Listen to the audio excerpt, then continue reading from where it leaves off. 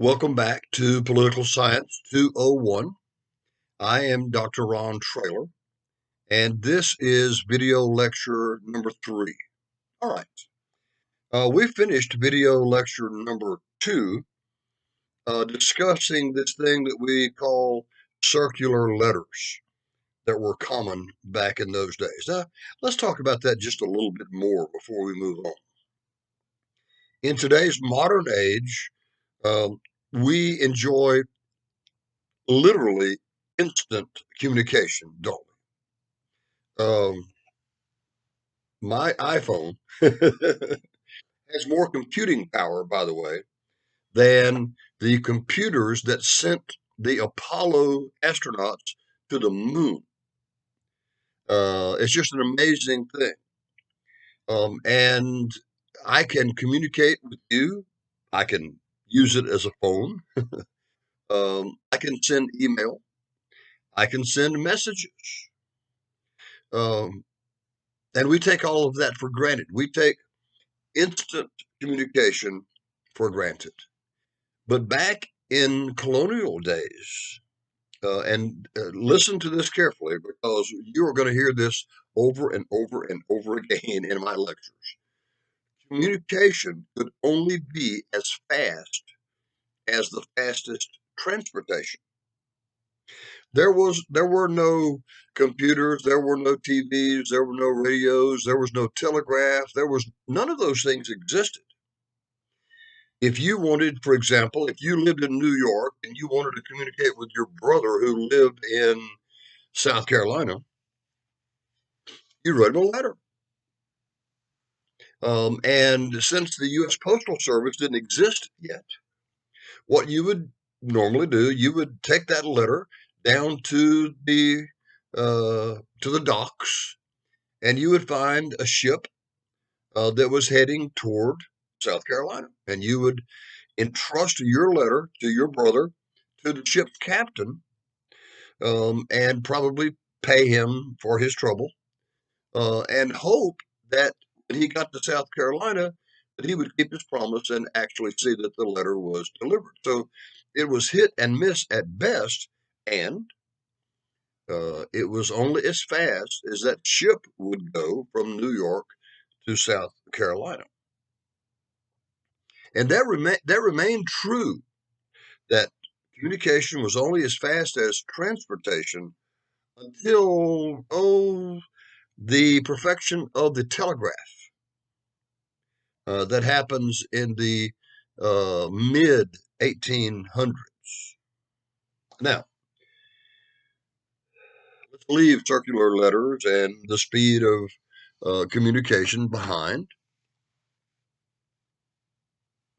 and talk about uh, one of the events that led up to the American Revolution itself. Pardon me. And it's we call this the Boston Massacre. Massacre. Massacre. Now, remember what we said. We said that the colonists, many of the colonists, had decided to boycott British goods, including British fabric for making attractive clothing. We also, I should tell you, that one of the things that the British government did to try to whip the colonists into shape is that it um, it made it much more difficult to smuggle, right? Uh, it moved the trials of apprehended smugglers out of the colonies, mostly sent them to Canada. Now, it becomes a matter of pride for Americans to not wear clothing that's made from attractive fabric. We mentioned this. They began to use this uh, but ugly fabric, this handmade, homemade fabric that we call homespun. And it becomes a matter of pride to wear this ugly clothing made from this ugly material. Whereas in the past, nobody would have been caught dead wearing homespun clothing. Now it becomes a matter of pride. And in the city of Boston, um,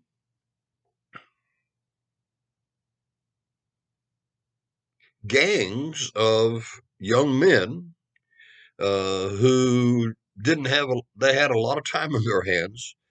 They would roam rather the streets of Boston, and if they saw anyone who was dressed in nice clothing made of nice fabric, they would harass them.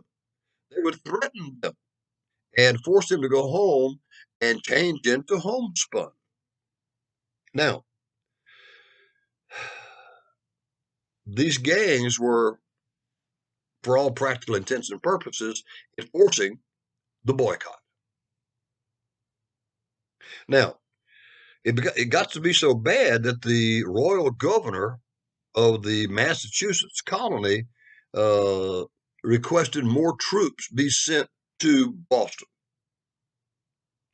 In March of 1770, a mob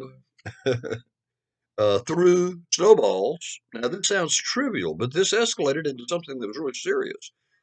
There was a British guard on duty at a British government building. I mean, I can envision him now, right, standing there with that pretty red coat on. Everything is spit shined and polished, and he's doing his duty.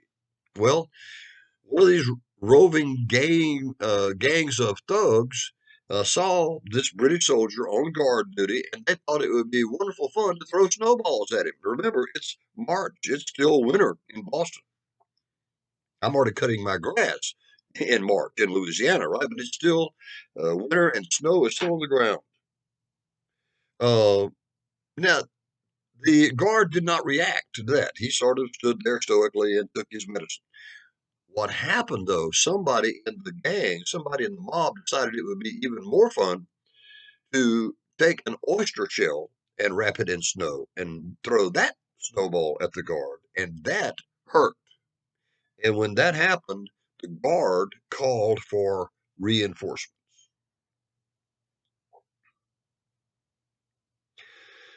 More British soldiers show up. The colonial crowd grows bigger. And somebody, one of the British soldiers, we still don't know who, probably never will, he panicked and he fired a shot into the crowd of colonists. 5 colonists were killed that day, all because of a snowball, what started as an innocent snowball. 5 colonials were killed and 8 were wounded. The first to die was a man by the name of Crispus Attucks. Now, let me spell that. First name, Crispus, Crispus. Last name, Attucks, Attucks. Pardon me. I've had a frog in my throat all day long, and I simply can't get rid of it, so please excuse my disgusting noises. We don't know, as historians, we don't know as much about Crispus Attucks as we would like to know, but the things that we do know are very interesting and very intriguing. From all accounts, Crispus Attucks was a black man. And we think that not only was he a black man, but he was a runaway slave who had successfully run away from his master and made it to New England and made it to Boston. And Boston was the most important shipping, ocean shipping city in the colonies. And Crispus Attucks became a sailor. Now, this was a really good job if you were a runaway slave, because sometimes when you left port, you wouldn't come back for a year or maybe even 2. And the idea was, hopefully, that by the time you got back from your voyage, the heat had died down and nobody was looking for you. anymore, to try to return you to slavery. Okay, that's what we think we know about Crispus Attucks. We know that Crispus Attucks is a black man, and we know that he is the first person killed at the Boston Massacre. Now, some historians say that the American Revolution actually began in Boston that day with the Boston Massacre. I don't necessarily agree with that, but I do understand my colleagues who think that that's true. If that's true, if that's true, that the Boston Massacre marked the very beginning of the American Revolution, then it is accurate to say that the first American killed in the American Revolution was a runaway slave by the name of Crispus Attucks. Now, that violence sent a shock wave through the colonies. And honestly, it sent a shock wave through England as well. No one on either side of the Atlantic Ocean wanted this to escalate into bloodshed and death. And as a result, the English repealed most, not all, but most of the Townshend Acts. One of the parts of the Townshend Acts that they kept in force, though, were the tea tax acts, and that's going to play a significant role in American history just a few years after the Boston Massacre.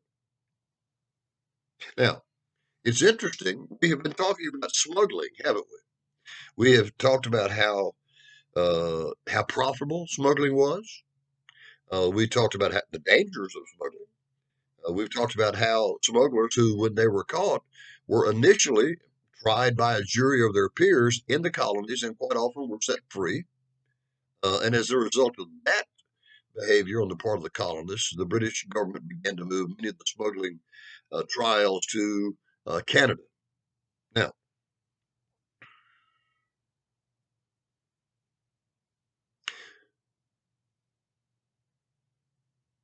we in America today are a nation of coffee drinkers. I don't go, I go very few places without my trusty cup of coffee. But that's not always been the case. Americans have not always been coffee drinkers. Remember that Americans were Englishmen with the rights of Englishmen before they became Americans, and they were subjects before they became citizens. And so tea was the beverage of choice in the colonies prior to the American Revolution. And tea had been boycotted along with the fabric and those other things. Tea had also been boycotted by the colonists. So people were wearing ugly clothes and they were not, they refused to buy tea that was sent to them from England. But they wanted their tea. So what did they do? Well, they smuggled it. Surprise, surprise, right? They smuggled it because England was not the only country that could supply tea. Uh, they smuggled much of their tea from places like France or Spain or Holland. Holland was a big tea exporting country. Now, after the Boston Massacre, for about 2 years, there was relative peace between the colonies and the English, although other laws that attempted to control the American economy, attempted to raise taxes that would be sent back to England in order to pay for the French and Indian War. Never forget the reason for these taxes.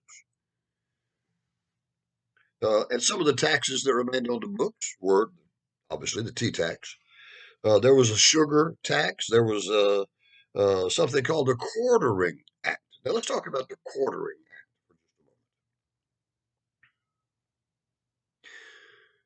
moment. We said earlier that England and France, pardon me, had fought a series of wars in the 1600s and in the 1700s, and that the last war between those and England always won. And the last war between those two countries was the French and Indian War. Now, in these previous wars, before the French and Indian War, when the war ended, the British soldiers all went home, but not this time. After the French and Indian War ended, some British soldiers were retained on North American soil, on British colonial soil. And there simply were too many British soldiers to find a decent place for them to live. When I was in the Army, all these many, many years ago, we lived in what we refer to as the barracks, right? We slept there, we showered there, we polished floors on our hands and knees there. And that's typical, that's normal behavior. That's what you normally do with soldiers. You house them in barracks. Uh, there's another word for that. They're referred to as your quarters, right? Your quarters and the barracks. That's the same thing. Two different words that describe the same thing. And because there were not enough quarters for the British soldiers, and because the British government did not want to spend the money to build new quarters, the Quartering Act was passed by the British Parliament, and the Quartering Act said that the British government had the right to put British soldiers, if there was a shortage of barracks, if there was a shortage of quarters, they could put a British soldier into private homes. Well, you can see it that that really benefited the British because they didn't have to pay for building new barracks. But you can also understand how this outraged colonists because they were literally forced to put British soldiers in their homes, whether they liked it or not.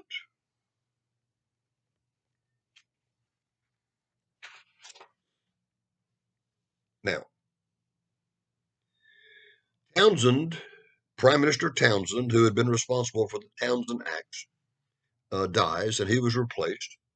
And in 1773, a new Tea Act is created by the British Parliament. It replaces the old Tea Act, the old tea tax. While the colonists were conducting this tea boycott, that means that a lot of tea was piling up in British warehouses. Tea that should have been sold to the colonists was not being sold to the colonists now because of the boycott. And so British tea merchants were losing their financial shirts over this. They were going bankrupt. This was really hurting. And of course, that hurt the British economy as a whole because if you can't sell it, you can't tax it, right? So the British were becoming rather desperate.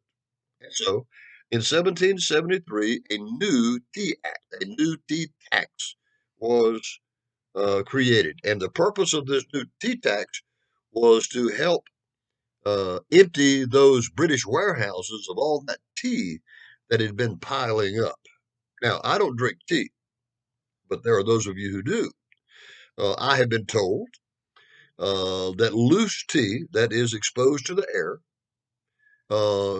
after a while, will become stale, and the flavor is not as flavorful as tea that is protected from the air. So the British were desperate to get rid of the tea. Now, the new tea tax was actually lower than the old tea tax. This was a good thing for the colonists because they were going to pay less for the tea. Actually, they were going to pay less for the tea than people in England were paying for the tea. It was a really good deal for the colonists. The problem was that the colonists by this time didn't trust anything that the British government was doing. And they were becoming a little paranoid. On the surface, it looked like a really good thing for the colonists, but they were skeptical. They thought that there was an undercover agenda that was ultimately going to hurt them. They just didn't know what the agenda was yet. But eventually, the British government couldn't be trusted, and they were going to hurt the colonists. So, um, the British merchants, though, assumed that the colonists would be very happy now to buy the tea since it was so much cheaper. They assumed that that was true, but they were wrong. But because they thought that they were right, they sent ships and ships and ships of tea to the colonies, expecting those ships to be welcomed by the colonists, unloaded, the tea would be sold, and everybody would make money. They didn't realize that the colonists didn't trust them to do. They only trusted them to do the wrong thing. And so, when those ships loaded with tea got to different ports in America, the different ports treated the tea in different ways. Some of the ports, the colonial ports, unloaded the tea and started to sell it, which is what the British had hoped for, right? Other ports permitted the tea to be unloaded, but they stockpiled it in colonial warehouses. And some American ports refused to have it unloaded at all. As a matter of fact, they forced ships to turn around and sail back to England. Now, in one of the ironic events in the lead up to the American Revolution, in Charleston, South Carolina, the tea was in fact unloaded. It was warehoused. And later on, it was in fact sold. After the American Revolution began, it was sold. And the money that was received from selling that tea was used to buy weapons for the Continental Army, weapons that were used to kill British soldiers.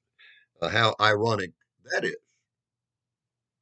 Well, the ships that sailed to Boston were among those that were refused permission to land. Now, the British governor of Massachusetts ordered the ships to be unloaded no matter what.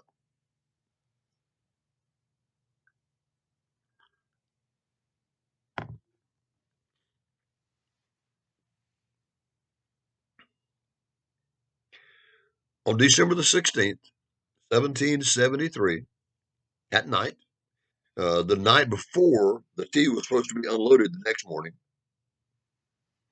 a group of colonists, disguised as Indians, boarded the three tea ships that were docked there in Boston Harbor. And they dumped 342 containers of tea into Boston Harbor. And of course, this event has been known ever since then as the Boston Tea Party.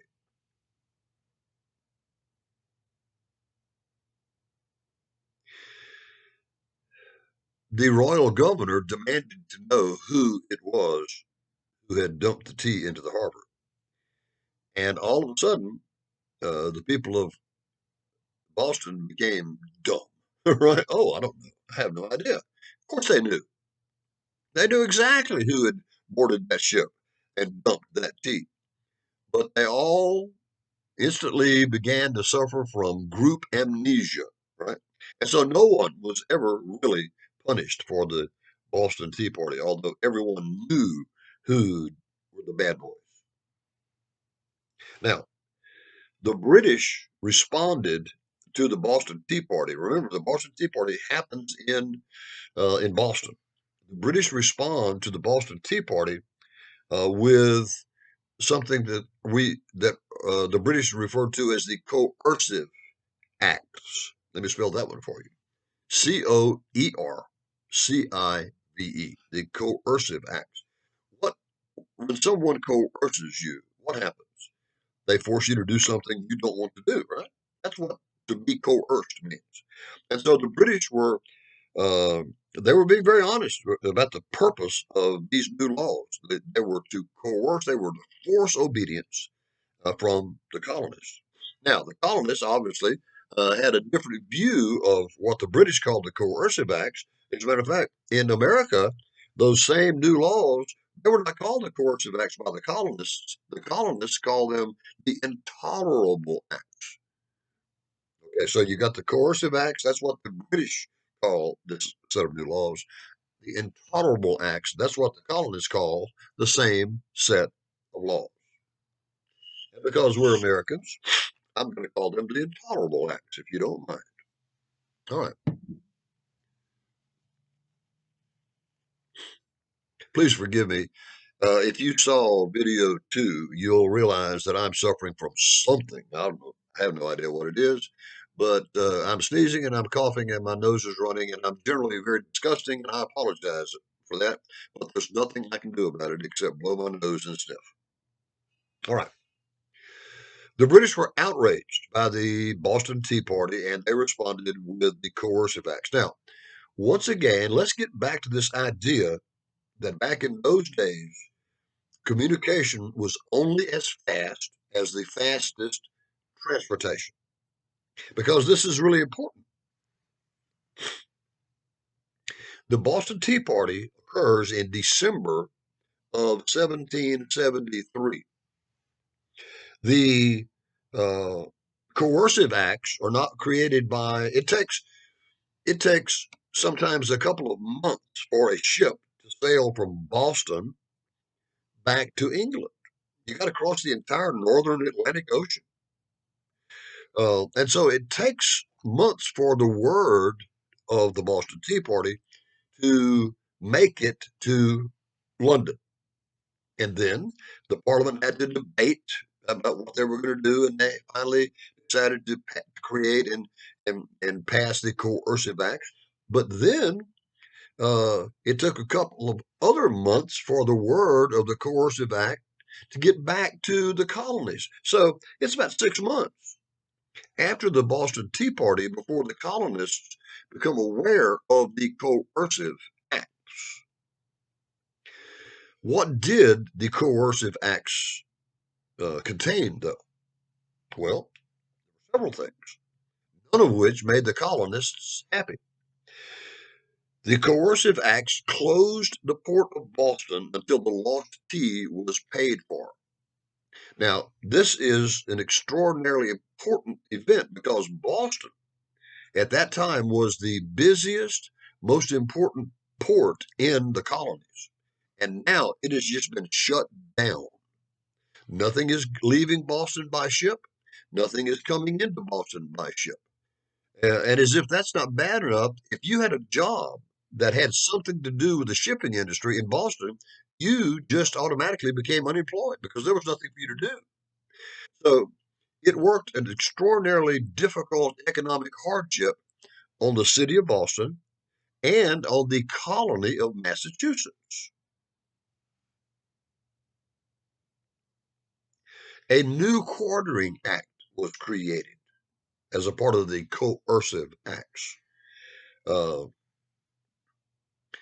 in the original quartering act, there were some exceptions. You didn't necessarily always have to quarter somebody in your home. But when the new quartering act was created, uh, the colonists had no choice, had no say in this. And they despised. It's not that they didn't like it, it was much worse than that. They despised the idea that they involuntarily were forced to put up a British soldier in their home. As a matter of fact, it is so important to the colonists that after the American Revolution is over and once the Constitution is written, it is written into the Bill of Rights that the government cannot quarter soldiers in your home without your permission. And we'll talk about that in a lot of detail when we get into the Constitution. Um, Town meetings in Boston and in Massachusetts were canceled. Now, this was one of the most precious political rights that were enjoyed by the people of Boston and the larger neighborhood of colony of Massachusetts. Periodically, once a month, once a quarter, something like that, all the citizens of the town would meet, usually in a one of the larger buildings, like a church, and they would talk about what was happening in their town, and then they would debate, and they would actually vote. So the town meeting, the town hall meeting that had its roots in New England, was in many ways, was a very democratic institution. The Coercive Acts canceled all town hall meetings without the royal governor's permission. Now, as the result of the news of the coercive, when the news of the Coercive Act finally gets to the colonists take action, as you can well imagine. They're not going to sit there and take this lying down. And as a result, uh, the first Continental Congress was called. It met for the first time in September of 1774. So let's do the math. Let's look at the calendar. The Boston Tea Party happens in December of 73.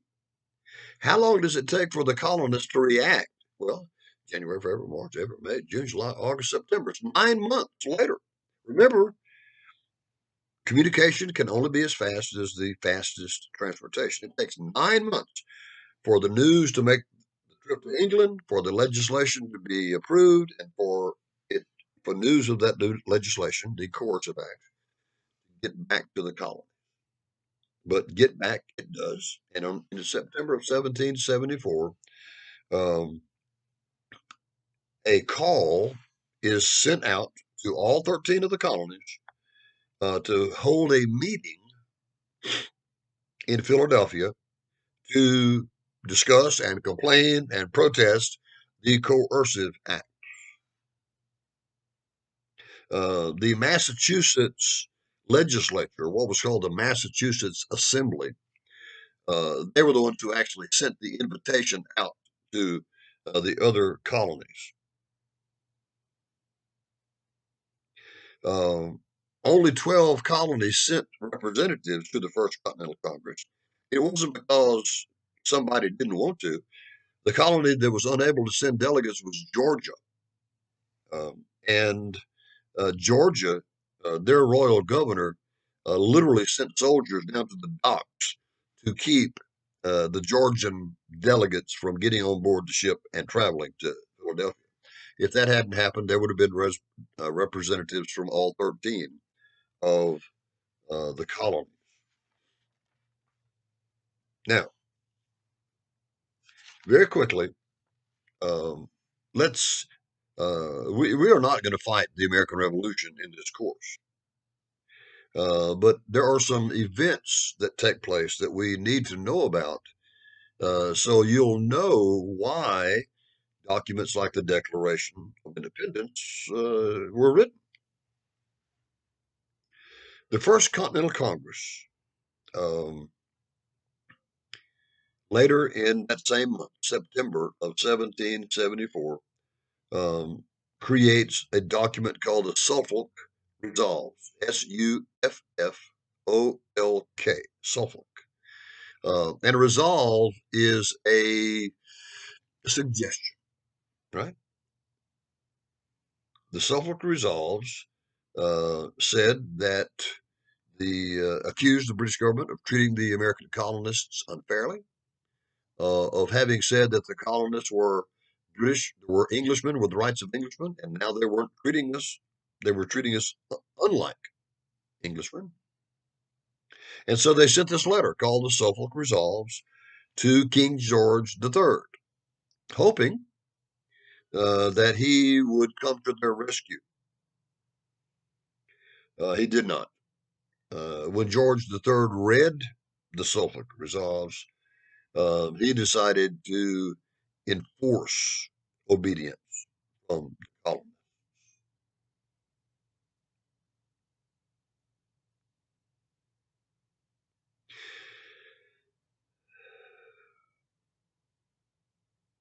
Now remember, the First Continental Congress meets in September of 1774. Remember the time lag that is caused by this slow communication based on slow transportation. So while the Suffolk resolves are being sent to England, and then an answer comes back, uh, events began to sort of not get out of control, but events uh, uh, that led to war were, for example, uh, in Boston, right outside of Boston. No, no, no. Let me do it like this. Let me do it like this. All went out for all 13 colonies to begin to arm their militias in case a war with England took place. Now, in the Massachusetts colony, um, the weapons and the war material that was collected was stored in a little town outside of Boston called Concord, Concord, Concord, Massachusetts. The British Army commander there in Boston uh, heard that these weapons and supplies were being stockpiled in Concord. And so he decides, it was a solid military decision. He decided to go capture the weapons and the supplies. And so the British Army, part of the British Army, sets out from Boston, heading toward Concord. This is in April of 1775.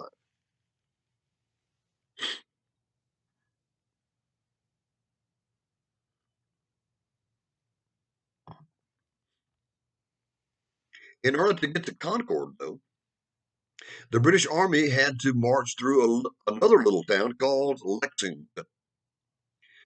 And when the British Army began to leave Boston that night, the colonials were aware of it. And they sent out messengers to warn the countryside that the British are coming. The British are coming, right? Paul Revere in his Midnight Ride. Hopefully, you've read your Longfellow and you've read that poem. Well, when the British Army gets to the little town of Lexington, they're on Lexington Green, and that's another word for park. It was a town square, okay, the city park. When they get to Lexington Green, they discover that members of the Massachusetts militia got there first. And the British Army uh, tried to ignore the Americans. They were much stronger than the Americans. They just assumed that they'd be able to brush the colonial militia away like they would brush a fly off their jacket, right? But that's not what happens, though. A firefight, what we would in modern terms would call a firefight, broke out there on Lexington Green. Uh, Americans and British soldiers were killed. Others were wounded. But it didn't stop the British Army. They, after that skirmish, and really that's what it was. You know, we in America, we as Americans were very proud of the Battle of Lexington. Really, it wasn't a battle as such. It was more of a skirmish. But nevertheless, the British Army continued on its way to Concord. Now, fortunately, the people in Concord knew that the British were coming, and they were able to move all the weapons, all the supplies, and so when the British got there, there wasn't much to find. The problem, of course, is now the British Army had to march back to Boston, and by that time, many of the colonists had heard the word, they'd got the word that the British Army was in the countryside, and the British Army suffered heavy casualties marching back to Boston because behind every behind every stone fence, behind every building, uh, from every bridge, the American militiamen were firing at the British and killing British soldiers. Now, Americans were being killed as well, but the British came out on the bad end of that encounter. Now, that's all in April of 1775. The next month, in May of 1775, something else important happens. The Second Continental Congress is called. We've already talked about the First Continental Congress in September of 1774. The Second Continental Congress is called in spring of 1775. And the Second Continental Congress will fundamentally be the governing body uh, of of what is getting ready to become the United States of America. It will be the governing body of the United States for a number of years, uh, almost until the end, not quite, but almost until the end of the American Revolution. Second Continental Congress is very important. It comes into existence in May of 1775. Also, something else really important happens in May of 1775.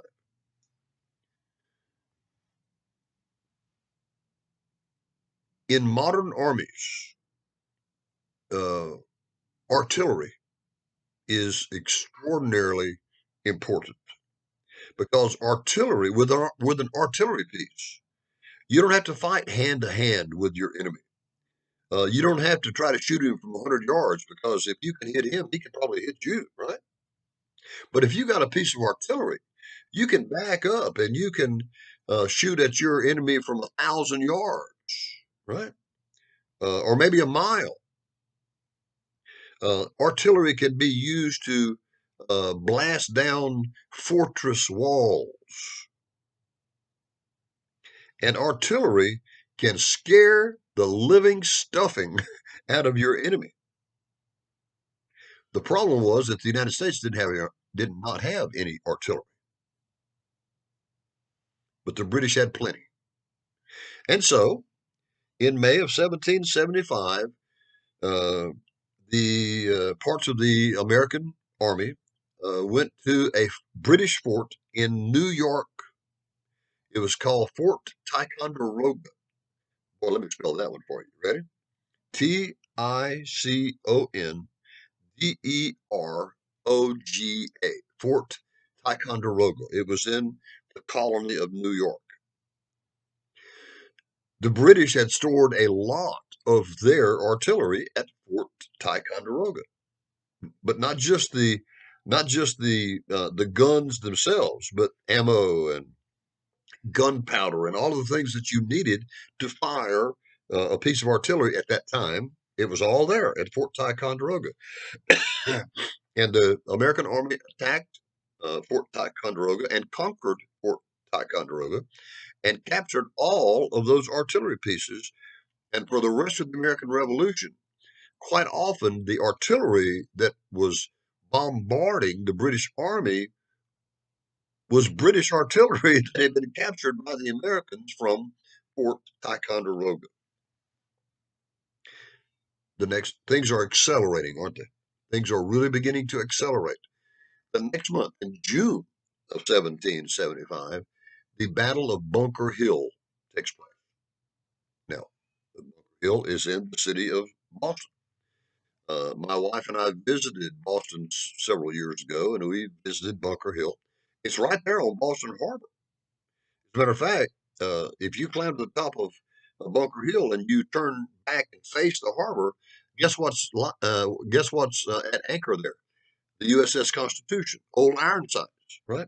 So that's where we're talking about here. The Americans had occupied the top of Bunker Hill, and military men, and there might be some listening to this lecture. You know what I'm getting ready to say is true. Uh, the one of the first laws of combat is to capture the high ground. because it's hard for people to attack up a hill uh, to knock an entrenched enemy off the top of the hill. So the Americans were entrenched at the top of Bunker Hill, and the British, in order to defeat the Americans, had to charge up the hill.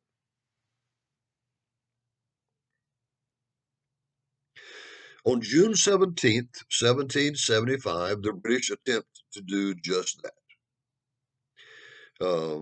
They attack up Bunker Hill. Now, the commander of the Americans on the top of Bunker Hill cautioned his soldiers. He said some of the most famous words in American Army history. He said, what did he say? Don't fire until you can see the whites of their eyes. Now, why did he say that? Well, actually, it was very simple. Weapons, rifles of that day were notoriously inaccurate. Um, I I have deer and elk hunted for years and years. All right, and I'm here to tell you that modern rifles are in the hands of a competent marksman are deadly. You know, I've killed elk out to 400 yards. That's almost a quarter of a mile. That's amazing. The weapons that were used in 1775 were not nearly that accurate. As a matter of fact, some of them weren't even rifles. They were smoothbore muskets, which fundamentally is the same thing as a shotgun, right? It didn't have much range. It didn't have much accuracy. So here come the British attacking up Bunker Hill. And the American commander knew how inaccurate the rifles were. So he said, wait until you can see the whites of their eyes. In other words, he said, wait until they're close enough to where when you shoot them, you can kill them. You can make an accurate shot. And that's what the Americans do. They hold their fire until the British get right up on them before they fire. And good Lord, the damage they did to the British soldiers. As a matter of fact, the British Army ran back down Bunker Hill. And the American soldiers cheered. They thought that they had defeated the British Army. They weren't so lucky. When the British Army was a very well disciplined army. Yeah, they had broken and run, but by the time they got to the bottom of the hill, they had sort of recovered their poise and they attacked back up that hill the second time. And when they get to the top, they get the same medicine that they got the first time. Many more British soldiers were either killed or wounded, and they ran back down the hill the second time. Well, the Americans said to themselves, oh, well, surely they won't attack a third time. Surely they've had enough. Not so. The British attacked a third time. Sadly, by the time they attack the third time, the Americans are almost out of ammunition. And so the Americans are forced to retreat from the top of Bunker Hill. So officially, I suppose it would be correct to say that the British won the Battle of Bunker Hill. But they only won it because the Americans didn't, they were out of ammo. Uh, Stories are told that the Americans were frustrated by having to leave because they were out of ammo. And as they left the top of Bunker Hill, they turned for one last time and they literally threw rocks at the British soldiers as they retreated. Pardon me.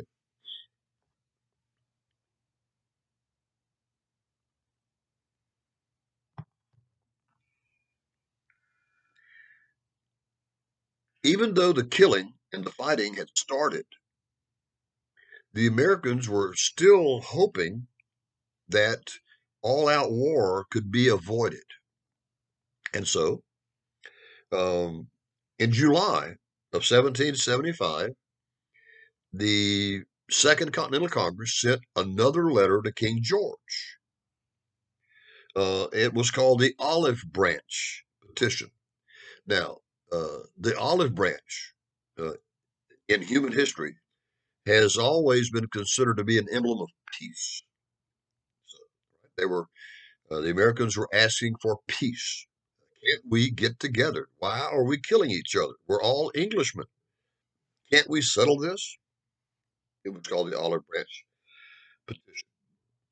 When King George III, he wouldn't even touch it. He refused to even touch that petition. And it seemed that the colonists and the British were heading straight for war. That no, let me do this. In January of 1776, a man by the name of Thomas Paine wrote a pamphlet entitled Common Sense. Now, Thomas Paine was an interesting character. He was an Englishman who had come to America. He had failed in every job that he had ever held. But when he came to America, he fortunately landed a job at a newspaper where his skill as a writer for the first time became obvious. Paine became a real patriot. And in the pamphlet Common Sense, Thomas Paine did something that no one had ever had the courage to do before. He blamed not only the Parliament for our problems, he blamed King George III as well. Now, I know that what I'm getting ready to tell you sounds naive. It doesn't matter if it sounds like that. It nevertheless is true. Many Americans were convinced that King George didn't know anything that was going on over here, right? That all of these problems that we were having with the British were coming from the Parliament, not from the King. And that's why they sent all these letters to the King. And that's why they sent the King this olive branch petition. Because what they hoped for was that the King would finally read one of these letters and he would finally realize that his children in America were being abused by the Parliament, and he would step in and cause it to stop. Was that naive? Well, of course. The king knew exactly what was going on. He partnered with the Parliament. There was nothing going on that the king was not only involved with, much of it was the result of his direct orders.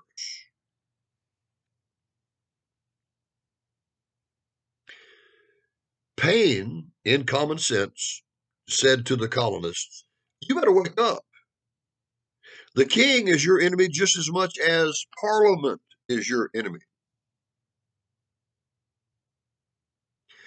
And this is one of the first times that anyone had the courage to implicate the king, to accuse him of being a bad guy, along with Parliament. That was in January of 1776. So we're approaching July 4th, aren't we? All right. In June of 1776, a Virginia member of the Second Continental Congress by the name of Richard Henry Lee stood up in the Second Continental Congress and said that the colonies had a right to be free. Now he used different beautiful language, but that was the content of what he said. We have a right to be free. Just a few days later, on June 11th, I hope that you notice that I'm establishing what we call a timeline here. I'm giving you all these events in a chronological order so you can keep them separate in your brains. On June 11th, now I'm not going to, on the test, I will never ask you, it'll never say, what event of importance happened on June 11th, 1776. No, that's crazy. I won't ask you that. But I might ask you about Richard Henry Lee, what he did, right? So on June 11th, a committee is named by the Second Continental Congress, and the job of this committee is to write a Declaration of Independence. All right, let me see if I can remember the guys. It was 5 members: Thomas Jefferson, Benjamin Franklin, Edmund Randolph, John Adams, and from Delaware, what was his name? Roger Sherman. Okay, there's your five. Those five men were given the responsibility of writing a Declaration of Independence. Now, they were all great writers. They were all learned men. Some had formal educations. Others had just were self-educated. But these guys were sharp as tacks, and any of them could have written the Declaration of Independence. But all of them realized that Thomas Jefferson, in a group of good writers, he was the best writer. And so the Jefferson's assignment was to create a rough draft of what we now call the Declaration of Independence, and he agreed to do that. Now, the deal was that when he finished creating the rough draft, he would present it to the committee. They would read it. They would make whatever corrections or additions or deletions or whatever they felt were necessary, and then the document would be submitted to the Second Continental Congress for their approval or for their disapproval. Well, we know what happened. On July 4th, 1776, the Second Continental Congress adopts the Declaration of Independence. Now,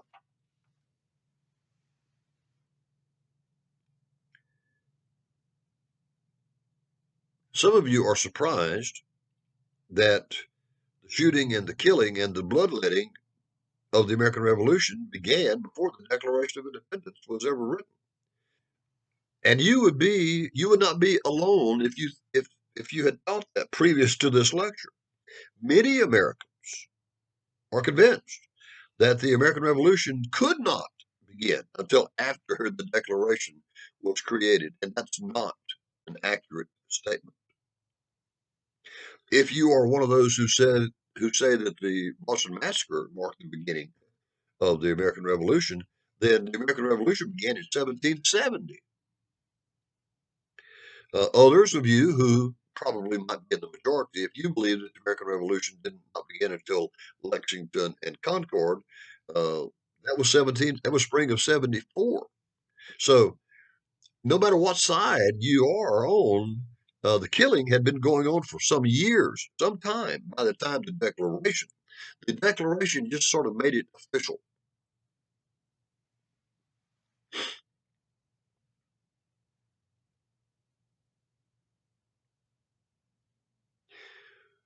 One by one, colonial legislatures authorized delegates to take the final step toward separating from England, that final step toward declaring independence.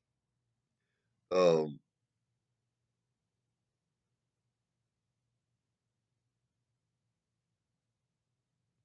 it took Jefferson about 2 weeks to write the Declaration. Now, I'm not telling you that it took every hour of every day. Uh, that's not true. But from the time he started it until the time he finished it was about, 14, 15 days. He returned to the committee. Uh, I think Franklin and Adams made some minor corrections. It was then offered to the Second Continental Congress. There were a few more changes, and the result was what we now call the Declaration of Independence. Now, that's a good place to stop. I normally try to make these lectures about an hour. We're running about 59 minutes and 15 seconds at this point. So I'm going to stop it, and we'll come back with video lecture number 4, and we will continue talking about the Declaration of Independence. And so until then, I will see you soon.